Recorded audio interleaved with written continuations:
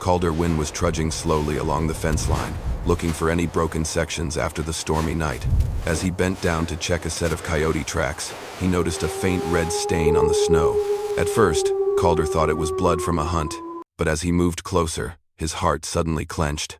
Lying curled up beneath a low pine tree, nearly buried in snow, was a little Apache girl. Maybe 6 years old. Her lips were purple from the cold, her tiny body shivering like a blade of grass in the wind. Her eyes were shut tight, her breath barely more than a wisp of fog. "Oh God," Calder whispered, dropping to his knees. He placed a hand on the girl's back. She was so cold. The chill shot straight through him. Without hesitation, he pulled off his heavy coat, wrapped it tightly around her, and lifted her up, pressing her against his chest to share his body heat. "Do not fall asleep. You hear me? Stay awake." His voice trembled in the wind. On the way back to the cabin, Calder could feel her breath growing weaker with every step. It felt like he was carrying her entire life in his arms. As soon as he stepped inside, he lit a fire as fast as he could, placed the girl near the stove, and put a pot of water on to warm.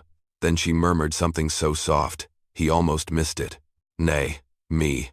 Calder leaned in, whispering back, "Yeah, Nami, just keep breathing. Let me handle the rest." Outside, the snow kept falling. But inside the cabin, one fragile life clung to the last warmth of winter. 2 days later, the snowstorm still had not let up. The prairie was buried under a thick, endless blanket of white. Calder Wynn had stayed up nearly the entire night, keeping the fire going, making sure the little girl stayed warm. Every time Nami shivered with fever, he would press his warm hand to her forehead and whisper, "Hang in there, little one. It is not time to give up yet." By midday, on the second day, as Calder was splitting wood out in the yard, the wind suddenly shifted, carrying with it a heavy, dragging sound, like someone pulling their weary body through deep snow. He set down the log and turned around. Out of the blinding whiteness appeared an Apache woman. She was tall and broad-shouldered like a warrior, her arms muscular but covered in bruises. Whip marks, knife wounds, and dried blood trailed from her neck down to her waist. Her breathing was sharp and broken, almost spent. She stopped just a few steps away from Calder. Her deep, dark eyes were wary and exhausted, but still alert. Her voice was hoarse and strained. "You are keeping my daughter." Calder did not move forward, nor did he back away. His voice was strangely calm. "She is inside the cabin, still alive. If you want, go on in." The woman staggered toward the door, nearly collapsing as her hand touched the wooden frame. Calder reached out just in time to catch her arm. It was as hard as oak, but cold as stone. He helped her inside. As the firelight flickered across the sleeping girl's face, the woman's body trembled with a sudden, powerful shiver. Tears welled up and clung to the corners of her bloodshot eyes. She knelt beside Nami, her trembling hand brushing the child's cheek. A choked sob escaped her lips. "Nami, my little Nami." Calder poured a cup of warm water and placed it beside her. "Sit down. You are bleeding." She looked up at him, still guarded, but no longer desperate. "My name is Talia." Calder gave her a quiet nod. Outside, the storm still screamed as if trying to tear the world apart. The road leading to the Apache mountain range was completely blocked by snow. Talia had no strength left to stand, let alone travel. Calder added more wood to the stove, then said, "You and the girl, stay here. When the weather clears, we will figure it out." Talia stared into the fire for a long moment, then whispered, "No white man has ever helped us like this." Calder simply replied, without pride or praise, "I just did what was right." From that moment on, though neither of them said it out loud, they both knew the snowstorm was only the beginning of a bond neither of them had expected. That night, the wind had quieted some, but the cold still lingered like a ghost, clinging to every corner of the cabin. Nami was fast asleep, her breathing more even now, thanks to 2 days under Calder's care. Talia sat against the wall, her large frame covered in wounds, but her mother's eyes never left the child. Calder sat by the stove, feeding more wood into the fire. The orange glow lit his face, casting a rare moment of calm in the midst of a brutal winter.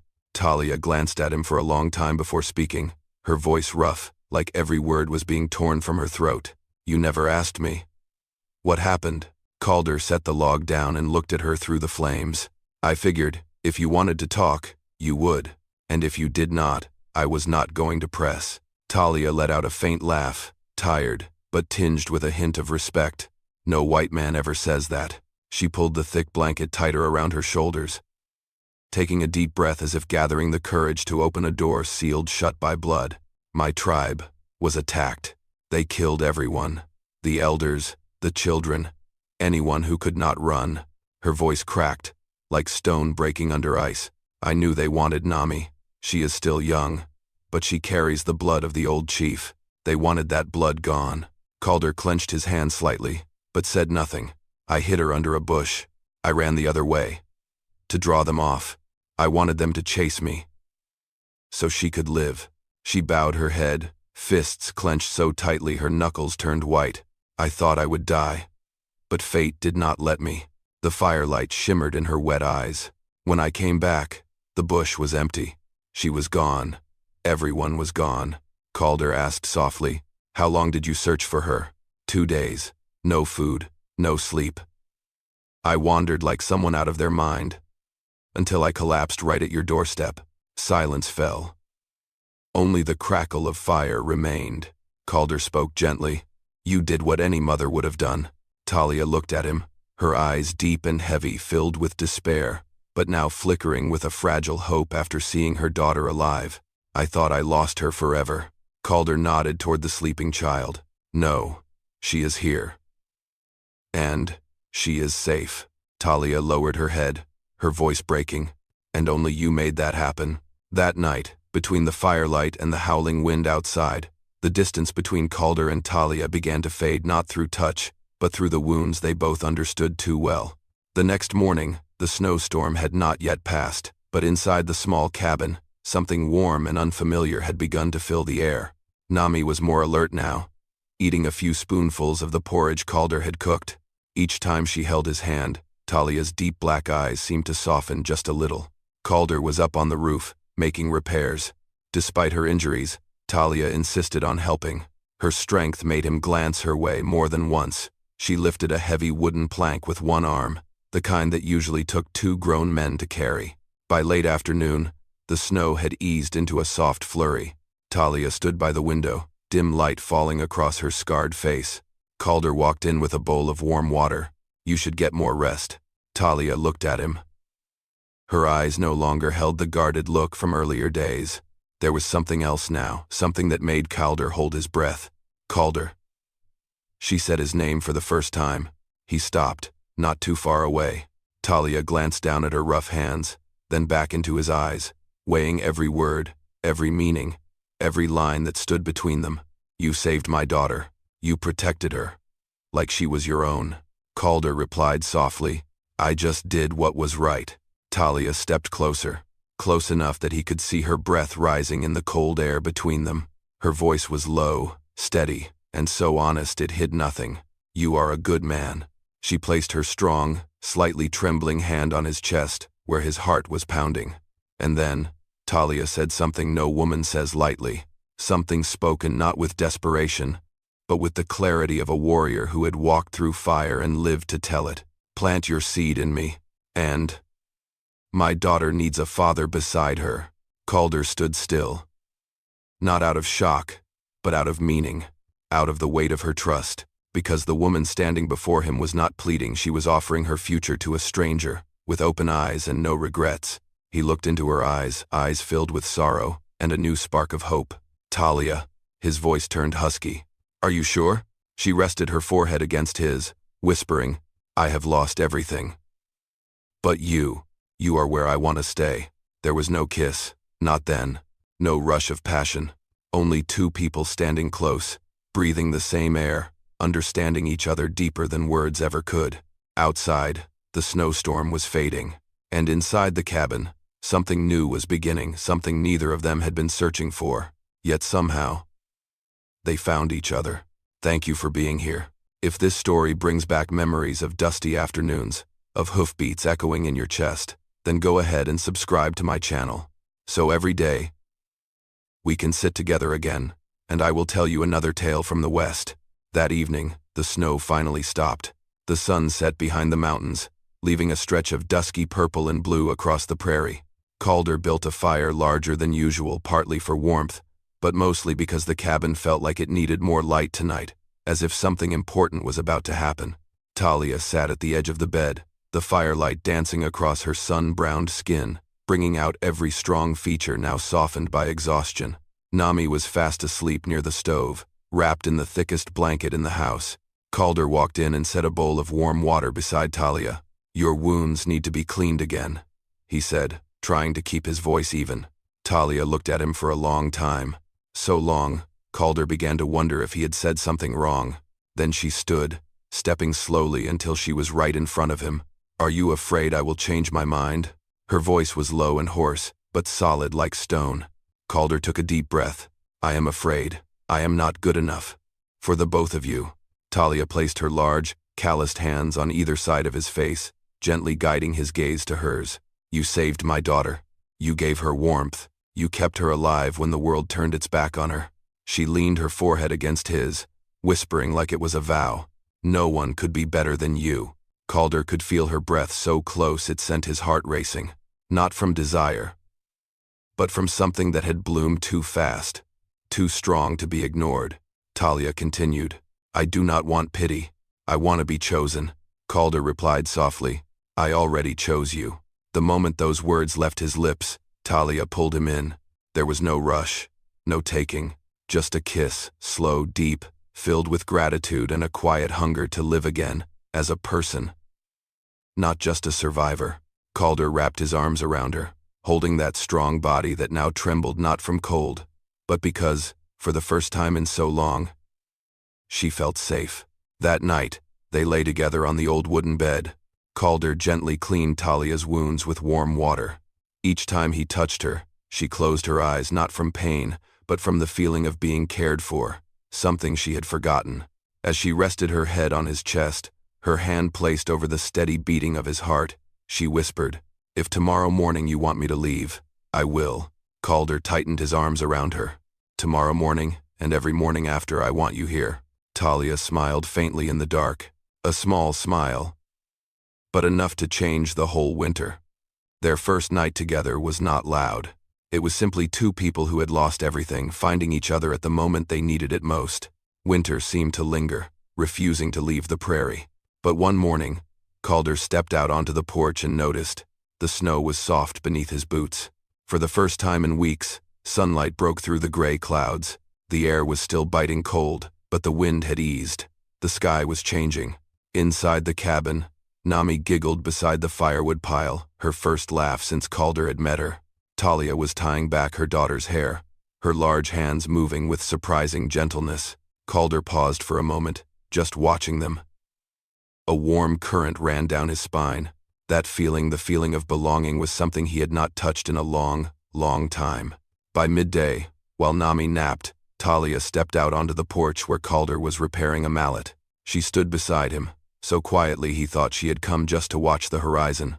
But then she spoke, slow and clear. "Calder." He looked up. Talia stared out at the distant mountains, her breath long and full, as if she had been waiting years to say the words. "I have been running, month after month, from battle to battle. I have no one left." She turned to face him, and her eyes, once full of guarded strength, now revealed something unexpected. Vulnerability. "I want to stop." Calder set the mallet down and listened. Fully present. "I want to stop running. I want to live somewhere I do not have to look over my shoulder every night." Talia took a slow, steady breath, then said, "I want to belong to you. If you will have me that way." In that moment, Calder did not think. He did not weigh it, or fear it. He simply stepped forward and placed both hands gently on her shoulders. "You already do." His voice was low and steady, like a promise buried deep in the heart long ago. "You have everything you need, right here." Talia closed her eyes. Her broad shoulders trembled slightly, not from sadness but from relief.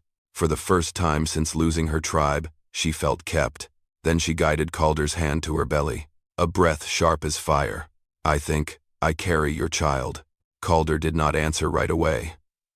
He looked into her eyes that had seen death, and now flickered with life.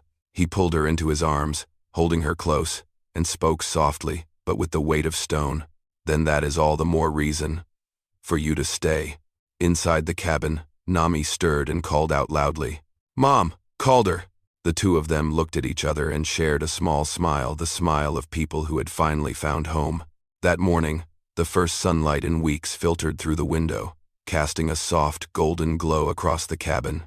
Calder was tending the fire when he heard small footsteps rushing toward him. Nami, wrapped in a blanket, stood with sleepy eyes still heavy but sparkling like a quiet lake. She stood in front of him for a moment, silent, as if gathering courage. Then Nami gently tugged at the hem of his shirt. "Calder, can I call you father?" The words hit his chest like a warm wind. Calder knelt down so his eyes were level with hers. Nami looked at him without blinking, her dry lips parting slightly, waiting for his answer like her little soul was hanging by the thinnest thread. He placed a hand on her soft black hair. "You already have." Nami blinked, confused. He smiled deep and kind. "You have called me father every time you hugged me in the morning, every time you held my hand when you were scared, and every time you stayed close to me. You just had not said it out loud yet." Tears welled up in Nami's eyes, but not from sadness. She threw her arms around him with such force, he almost lost balance. Calder held her tightly, his chest tightening with a feeling he thought had died with his wife long ago. Talia stood quietly in the doorway, watching. The sunlight touched her long black hair. There was no jealousy on her face, no hesitation, only a deep, quiet peace. She whispered, "I knew she would choose you." Calder looked at Talia, still holding Nami in his arms. In that moment, he realized this place was no longer the cabin of a lonely man. It had become the home of three. That afternoon, while Nami napped, Calder pulled out an old wooden box hidden beneath the bed. Inside was a photograph of his late wife, the gentle woman who had left him 4 years ago during the outbreak. He sat in silence, staring at the picture. There was no more pain, only a soft sorrow that had never faded. He kissed the edge of the frame, then placed it in a deeper compartment, one only he knew. On the shelf, he placed something new in its place. A small seed pouch, hand-stitched by Talia, with familiar Apache threads woven into the seams. A quiet symbol, but enough to say he had chosen the path for his life. As the evening settled in, the three of them sat on the porch. The spring breeze swept gently across the prairie. Nami sat in Calder's lap, and Talia leaned against his shoulder. No one said anything grand, but in that silence, a truth became clear. They were no longer three people lost in the world. They had become a family. Spring laid gold across the prairie. New grass began to push through the last of the snow. Calder built a new stretch of fencing. Nami toddled along, carrying nails, while Talia helped lift the heavy boards. Her strength made everything feel half as hard. The cabin was no longer just a shelter from the cold. It was becoming a home, built by hands trying to rebuild a life. One morning, Calder and Talia were digging behind the cabin. The breeze carried the scent of early wildflowers. Talia handed him a few kernels of corn and beans. "These were what my mother used to plant, and now they belong to our home." That word "our" settled in Calder's chest like something soft and unfamiliar, a feeling he thought he would never be allowed to feel again. Nami helped water the soil, her tiny hands gripping a wooden dipper nearly bigger than her head. Every time the water splashed her face, she burst into laughter, pulling Calder's laughter with her, and a gentle shake of the head from Talia. Where once there was only wind and silence, now there was the sound of a child laughing, the sound every home needs to come back to life. By late afternoon, the three of them built a chicken coop. Calder hammered nails, Talia held the boards steady, and Nami ran around collecting dry leaves, declaring them the most beautiful nests in the world. No one argued. To them, the world needed nothing more than that. As the sun began to set, the whole family sat on the porch. The spring wind was soft, and the scent of wood smoke hung in the air. Talia leaned against Calder's shoulder, his arm wrapped around her waist, while Nami slept in her mother's lap. Talia whispered, "We are not married." Calder smiled. "We do not need to be. No wedding rings. We do not need those either. No preacher. No vows. She paused, looking up at him. Does that make you sad? Calder kissed her forehead gently. Talia, homes are not built on vows. They are built on the fact that we are still here. Every morning we wake up. Talia exhaled softly, like a leaf falling to the earth. Her hand rested on her belly, where a child carrying both their blood was quietly growing. Day by day. In that moment, Calder knew. There were no rings, no ceremonies, but everything felt more real than any tradition he had ever known. The old cabin, once cold and lifeless, was now so full of warmth, there was no darkness left. The spring wind drifted across the porch, touching three people leaning into each other, a family not bound by obligation, but by the choice to stay. And they had chosen forever. Love does not need to begin with a promise, nor be held by ceremony. It grows in the quietest of moments, a hand tending a wound, the warmth of a fire, a child saying Father for the first time. True love is not loud. It does not demand. It just asks that two people, once broken, be brave enough to open their hearts again. And when they choose to stay, not out of duty, but because their hearts led them there, that is love strong enough to outlast winter and time. Then, sir, there is love stated. That's in that stay. In the end, I only hope that you too are loved, safe, and happy. I love you, my dear listeners of Wild West Storytelling. Tell me what this story meant to you. Leave a comment below. Tap the number 8 if you enjoyed this story. And do not forget to subscribe for more thrilling tales from the Wild West.